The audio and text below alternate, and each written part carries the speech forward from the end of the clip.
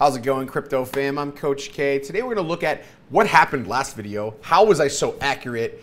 What did I not know last video was the BlackRock news. How do I feel about that? If you follow me on Twitter, guys, you'll know a lot about what I'm thinking on a day-to-day basis. You'll also see lots of toxicity because everyone always thinks that I'm getting paid for stuff. As you guys know, I don't get paid to promote anything. I don't need the money. And if you don't know that, go on my Twitter and see the $625,000 I cleared last week so that you can understand that someone giving me 5K is not going to motivate me to push a project ever. I put money in projects like anyone else, and I want you guys to understand why I do certain things, and that's why I tell you things before they launch so that you have the ability to benefit from it yourself and do the research before, oh, it's out, oh my God, FOMO, and I'm gonna buy in.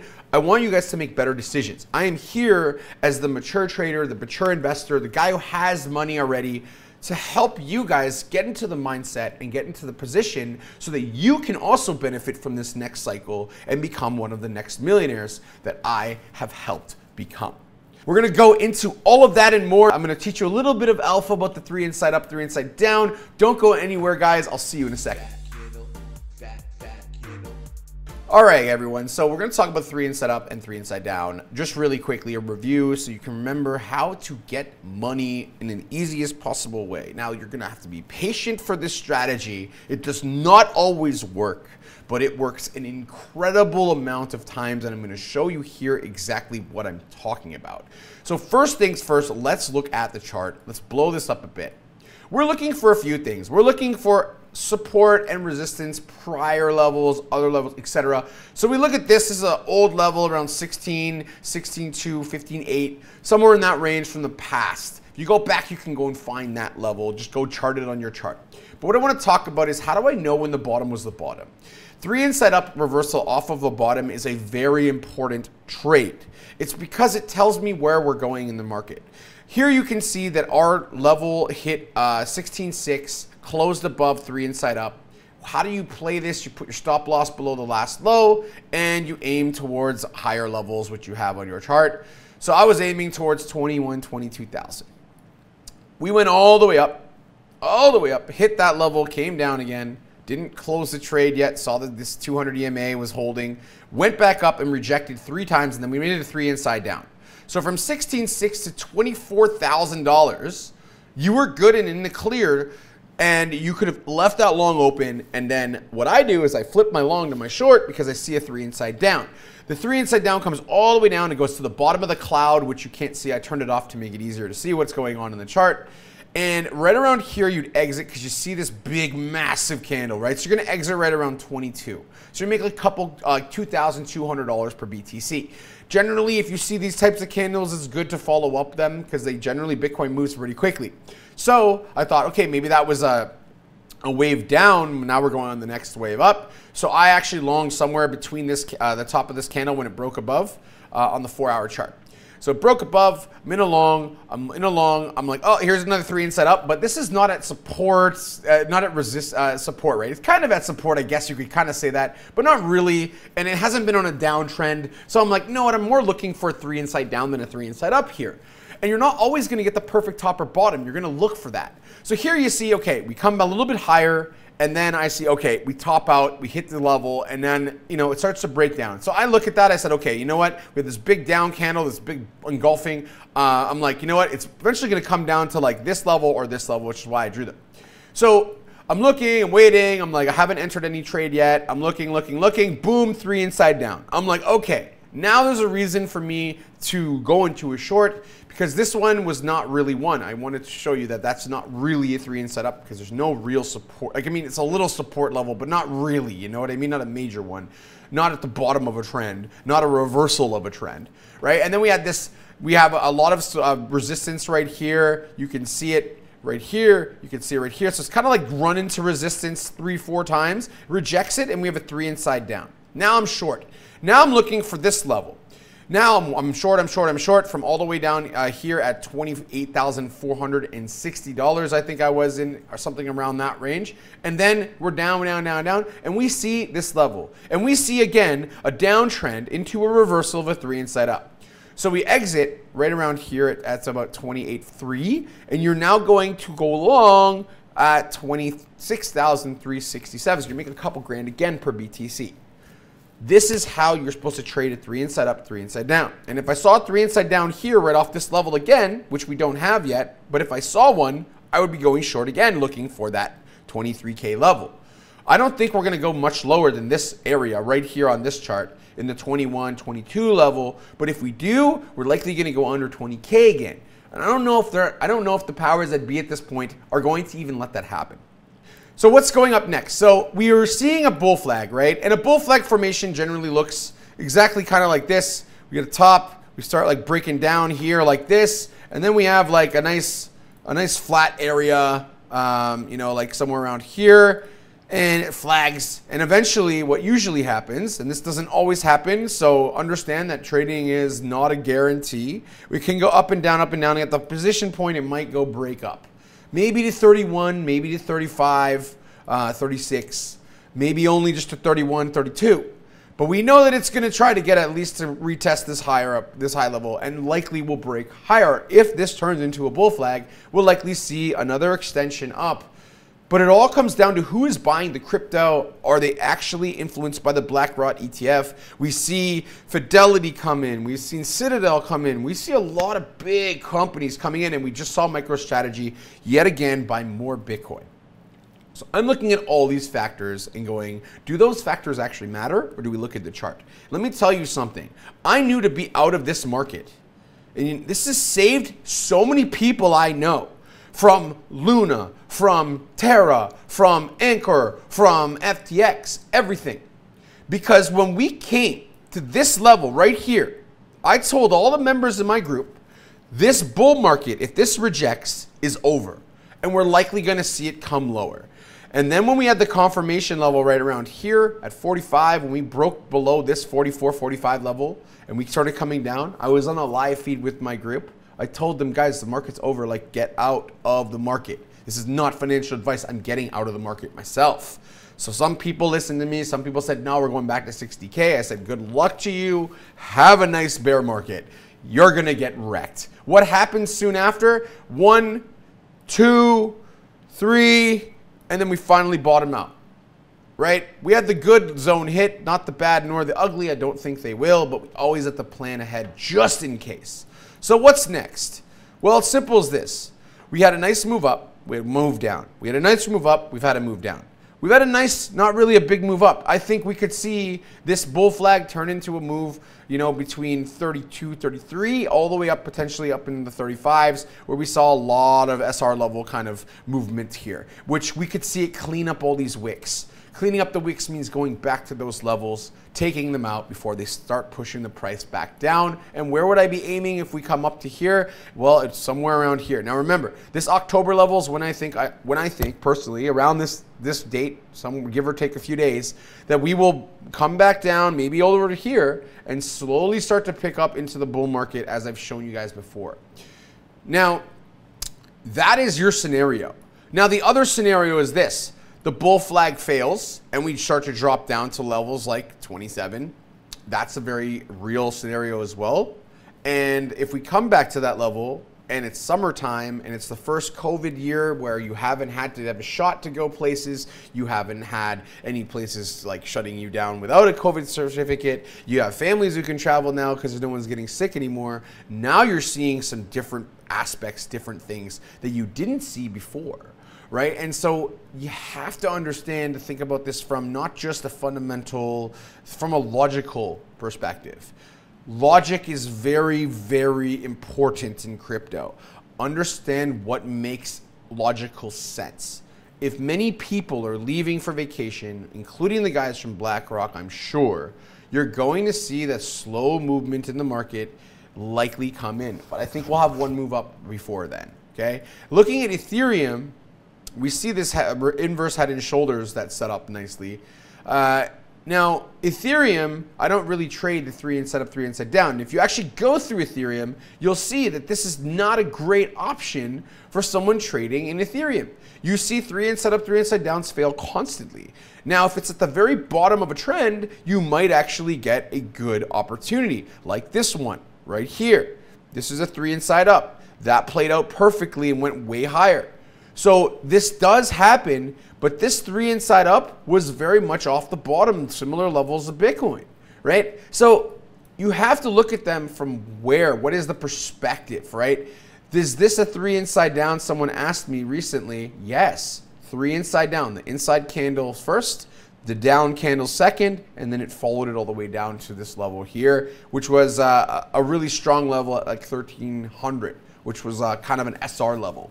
Kept going, bouncing up in between the two. Ethereum, where will that go next? It burns a lot now. We see a lot of good things, but I'm just gonna turn on my cloud again because I miss my beautiful clouds. I love them.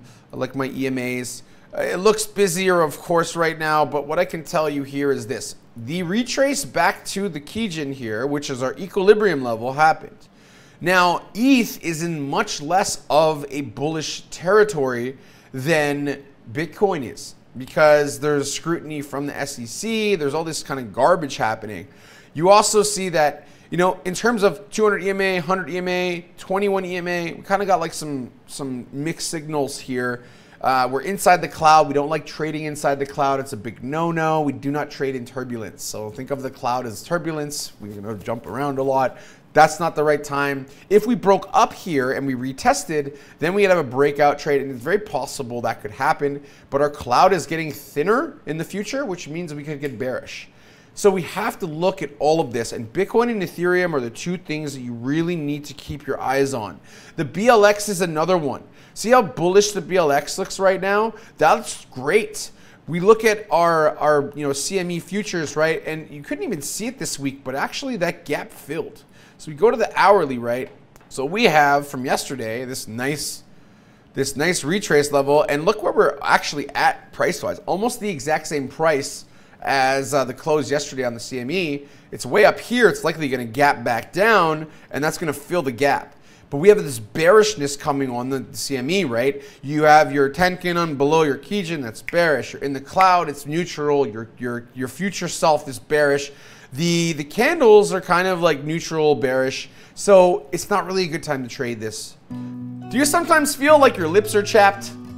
Sometimes feel like the market's been giving it to you a little too hard without lube? Well, don't worry, we got the solution for you. Vaseline, the oldest petroleum jelly in the books. Just lube your lips, lube your butt up, and you're ready for the market to give it to you. Vaseline makes getting screwed much easier. So we go to now look at some of our alts, some of the stuff that we were looking at. We caught some of these beautiful dips, right, on ADA. Algo's still way up from our big dip that we had on that, but we're just not bullish yet on anything, right? Even on the hourly, we're bearish. We go on the daily, you see the daily, the equilibrium price. Talked about the Kijin earlier today. The Kijin comes in, it rejects it back down. It's still kind of bearish, but will it go much lower? Probably not too much lower. It cleaned up this level way down here, and it's very likely that, you know, we're gonna go and see Algorand have a nice run this cycle, but this is what we see, and that's what's very likely. Atom is a little bit more of an outlier. It's pulled up to the key. Look at this beautiful Kijin rejection right here. See, this is the stuff I always look for. We're waiting. We're getting closer, guys, very much closer to the end of this bear market, but we're still technically in a bear market. A0, BNB, right? The attacks from the SEC were there, and the only thing that people are talking about right now is bullish is Bitcoin, right? We see some signs on Bone that this could start getting a little bit of movement. It's broken to the cloud. We have the TK cross over here. Our Chiku span is bullish. So Bone is one to keep your eye on for right now on the daily, because that could actually get bullish. DAG, it's just looking so terrible. It's been on the nastiest downtrend, I think, of most of the projects other than Hex. Hex is definitely the worst project from this bear market, but it's still only down 92, 93%. This is a long-term project, but seeing just how much downward pressure this thing gets, oh my God, it's just like non-stop selling forever. The US government being involved, the Navy and all that, it does not matter. DOT went into my buy zone, my strong buy zone twice now. The last time I went in my strong buy zone, we went all the way to 750 from $4. That was great. People, I remember telling me when we were way up here and I was plotting these zones over here, they told me 10 was impossible. I plotted these zones here just in case we got back down to these lows over here. Likely we could go down to $3-4 again if DOT does not get some steam. And again, looking at this trade, we had this C clamp. It went up, rejected, came back down, rejected. Maybe this will get bullish in the next 6 weeks, 8 weeks. But that's what we have to watch for. Again, another great example of a Kijun bounce. Pulled it up to there, equilibrium, came back down. Now it's holding the Tenkin. Where will it go next is the good question. But right now, again, everything is very bearish. So there's not much to really say. Phantom did the same thing. Kijun rejection, H-bar, Kijun rejection, Hathor, Kijun rejection, KDA. KDA's been an outlier, man. This has been, you know, it's really just got so much suppression through the bear market. I don't know if the team is selling or someone's selling, but you know, I feel like this has gotta stop at some point for KDA. It's down so much that it's a good risk reward here now at this point. You see Kyber Network, KSM got rejected by the Kijun-sen, tried to get all the way up there, rejected, came back down. So, like, we're not getting a lot of great stuff here. The 21 EMA is holding down Matic, right? I was buying Matic here at 55 to 60 cents, so we're still okay. But, you know, Mina, Near Protocol had a nice pump yesterday because of the news.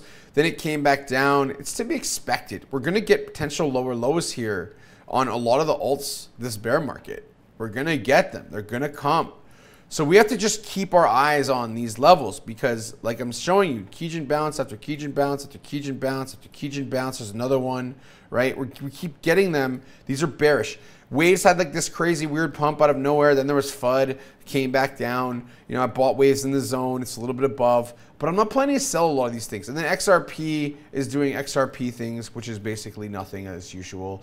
Another Kijun bounce on XTZ. So we got lots of these projects. You know, things aren't really doing that well, and for good reason. Like, there's no reason for a lot of these projects to do well. So your storage came up a bit, VET, so we're seeing like storage and supply chain. Woo came back and rejected. So you say the same thing over and over again. It's very easy for me to tell where is the market going right now, right? GRT, where is the market going? Where is the market going? We're watching, and watching. That was a great trade, wasn't it? Went way higher than I expected. So look, there are a lot of opportunities in the market that are going to present themselves. But again, the same thing I did last time is what you should be doing now. Where are support levels? So RSR hit lows, right? So if you can get it at that price again, get it at that price again, because there's no one else who has tokens to sell anymore. They already all sold. And we're looking at Uniswap. Yep, projected the cloud bottom. It's a little bit not really bullish. So bearish. XPRT. This one actually looks pretty good, to be honest. Broke above into the cloud. We have a bullish Kijun, you know, we have that crossover right here, the TK cross. We have a bullish Chiku. We're in the cloud. We'd be looking to actually probably get up to 37 cents on that one. But because the market's so bearish, it's hard to say should you go in or shouldn't you go in. These are questions that have become very difficult to ask. Yield app's been looking pretty good for a while, actually. Even with that big dump, it's still held. It's at like a bit above public sale price right now. So this is the one platform that actually lasted through the bear market and didn't get wrecked. Probably because they got Tim Frost and the G team over there just doing what they do. So look, how do you trade this market is very simple. Watch for those types of trades. Watch for rejections. And if we start breaking down, I'll be shorting again. You know, looking towards this Kijun-sen to bounce off of it from a bullish side. But everything else, you're not seeing very much bullish Kijun bounces. This is not very bullish. Got neutral, bearish, bullish, right? Your ETH BTC is down a lot because of all the FUD. There's a lot that's going on in our industry. Ultimately, what I want to give you guys to leave with is the markets are not ready yet. We're not in a bull market. People are trying to entice you to get your money in the market so they can sell off on you. It's very much a liquidity thing. And they don't want you to do well. Remember, people do not want you to do well. They want you to do poorly against how they trade because that's how they make money. I want you guys to do well. I want you to be successful. I want you to understand how to think like a trader, how VCs think, how you should be thinking about different factors in your decision making, and look for some alpha trading opportunities that are there. They're actually here. Last time I did a video, they were there, and now they're going to be here this time. All you have to do is prepare and get yourself ready for what's going to come in 6 months, because in 6 months time from right now, it'll be 2024 and we will be bullish. We will be very bullish by 2024. So keep the course, do not get discouraged. We may go down more. Make sure you did not fill all your bags. I have millions of dollars I have not deployed into this market yet, and I do not mind dollar cost averaging with that bag. I have a trading bag, I have a DCA bag, and then I have a bag for doing stuff like longing and shorting crypto. That's all you need to do. It's that simple. You guys will be fine. We're gonna crush this market together, everyone. I want you all to remember that and to know that. And it is only a short time away before all of us get to a point where money becomes easy again. Don't be greedy, make good decisions, and you guys will be here with me learning how to be a trader, how to fish for yourself, and not just follow every random asshole that's on Twitter who just wants to liquidate all over you like you're some type of whore. All right, guys, see you later.